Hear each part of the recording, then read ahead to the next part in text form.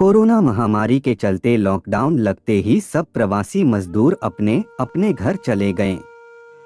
महेश अपने घर जा रहा था, बसें भी ना के बराबर चल रही थी। एक बस में बड़ी मुश्किल से छत पर बैठकर वह गांव की तरफ चला, लेकिन बस वाले ने 4 गांव पीछे ही छोड़कर बोल दिया कि इस गांव में बस नहीं जाएगी। बस अब हनुमानगढ़ डिपो पर ही छोड़ दी जाएगी। सारी सवारियों वहीं उतर गई। चलो कोई बात नहीं, 10 से 12 किलोमीटर की बात है, पैदल चल लेंगे। यह सोचकर सभी यात्री अपना सामान उठाकर चलने लगे। महेश भी अपने कंधे पर बैग डालकर अपने गांव की तरफ चलने लगा।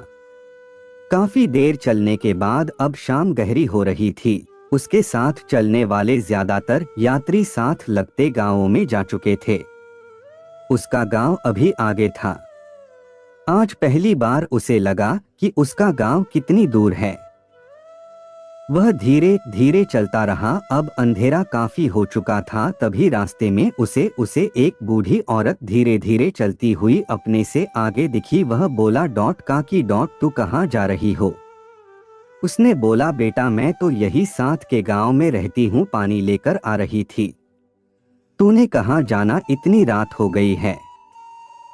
वह बोला, मैं मांगन खेड़ी में रहता हूँ, बस अब तो थोड़ा ही रह गया है। बूढ़ी औरत बोली, आजा, मेरा घर पास में ही है, कुछ खा ले फिर आगे चला जाना। बेटा यह सुबह चले जाना नहीं, हम आप तो पहुंच जाऊंगा। बेटा कुछ खा ले, मेरा घर यहाँ सड़क के साथ ही है। बूढ़ी औरत ने बहुत ही प्यार से कहा। महेश थक भी गया था, उसे भूख प्यास भी लगी थी। प्यार भरे अनुरोध से वह इनकार ना कर सका और उसने कहा, ठीक है काकी।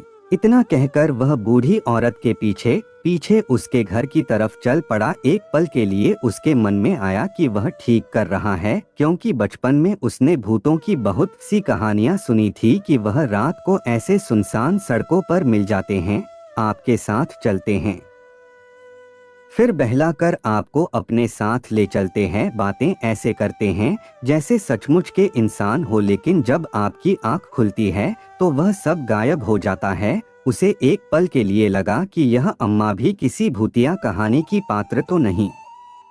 अपने मन को समझा के और अपने डर को दूर करते हुए अपने को बोला, तू तो बस ऐसे ही सोचता है।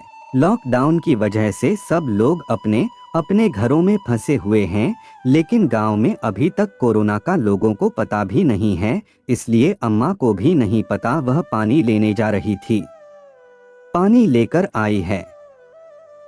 अम्मा ने उसे बिठाया। छोटी सी झोपड़ी में अम्मा अकेली ही रहती थी, लेकिन आस पास दूर तक कोई गांव घर नहीं दिखाई दे रहा था। काकी तू अकेली रहती है? मैंने पूछा। हाँ बेटा।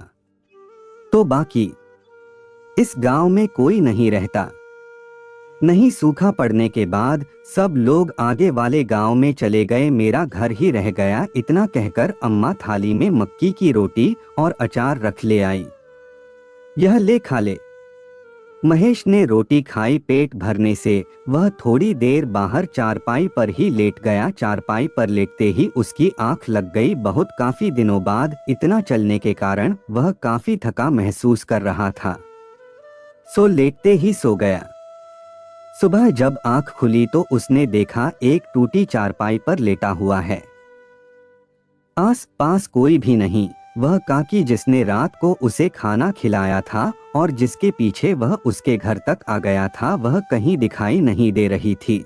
वह झोपड़ा जो रात को ठीक ही लग रहा था दिए की रोशनी में, वह भी सुबह सूरज की रोशनी में टूटा हुआ था। अब उसे समझ आया कि यह सारे का सारा गांव खाली था, यहाँ कोई नहीं रहता था। वह अम्मा भी दूर दूर तक कहीं दिखाई नहीं दे रहे थी। वह समझ गया। उसने इधर उधर कुछ ढूंढने की कोशिश की, लेकिन कुछ नहीं। वह हैरान, अब कुछ समझ रहा था। क्या सच में ऐसा होता है? चाहे अम्मा इंसान नहीं, भूत ही होगी, लेकिन फिर भी उसने मुझे खाना और पानी पिलाया। मैं उस वक्त डर रहा था, अकेले होने से वह रास्ते भर मेरे साथ रहकर हिम्मत बनी रही। दिल ही दिल अम्मा का शुक्रिया किया और अपना बैग उठाकर अपने गांव की तरफ चलने लगा। तभी पानी का घड़ा लिए अम्मा लौट आई। अम्मा डॉट महेश ने हैरानी से पूछा, तू कहाँ गई थी अम्मा? और अपने दिमाग में बनाई कहानी पर झेंप रहा था मन में, बेटा मैं पानी लेने गई थी। तू तो रात खाना खाकर सो गया था, फिर मैंने उठाया नहीं कि तू थका हुआ है, इतने कोस से पैदल चलकर आया है। बैठ डॉट, अब तू कुछ खाकर ही अपने गांव को जाना। नहीं डॉट अम्मा, अब मैं चलता हूँ। इतना कहकर महेश अम्मा के पांव छू के और उसका धन्यवाद करके अपने गांव की ओर चल पड़ा और अपने मन में जो उसने कहानी बनाई भूतों की, उस पर मन ही मन हंसने लगा। डॉट सच में डॉट, यह मेरा डर ही था। इंसान का डर ही शायद भूतों को गढ़ लेता है। आपका समय निकलकर हमारे साथ था, इसके लिए आपका धन्यवाद। अगली बार फिर से मिलते हैं नए और रोचक वीडियो के साथ। चैनल को सब्सक्राइब करना न भूलें। धन्यवाद और शुभकामनाएं।